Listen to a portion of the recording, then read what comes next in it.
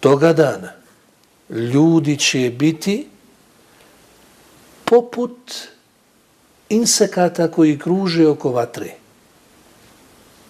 Po jednom tumačenju.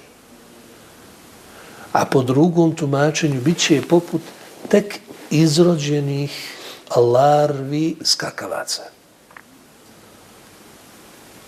U drugom ajetu Allah dželešanu je ljude opisao na sudnjem danu da će biti kel džeradil muntešir, kao skakavci raštrkani. Naime, Kurtubi kaže to su dvije faze nakon ustajanja iz kaburova. Ovdje ovaj ajet opisuje prvu fazu nakon ustajanja iz kaburova, gdje ljudi neće znati gdje krenuti. Jedan preko drugog će izlaziti iz zemlje. Odnosno, zemlja će ih stiskivati i izbacivati. I onda će biti raštrkani, neće znati gdje. Zvuk će ih zaglušiti. A srca će se biti ispunjena strahom zbog tog događaja. I bit će poput tih larvi, odnosno tih skakavaca koji su tek rođeni, oni ne znaju kud skakati i da ih neko vodi, nego skače svako na svoju stranu.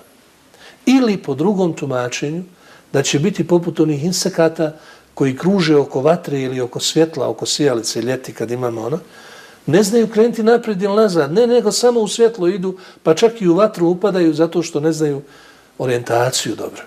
A posle toga bit će poput skakavaca koji su, to jest skakavci idu u jednom pravcu, tada će već da se saberu i da krenu ka pozivu Israfila. Svi će morati ići u jednom pravcu ka zemlji koja se zove Mahšer, mjesto okupljanja svih stvorenja.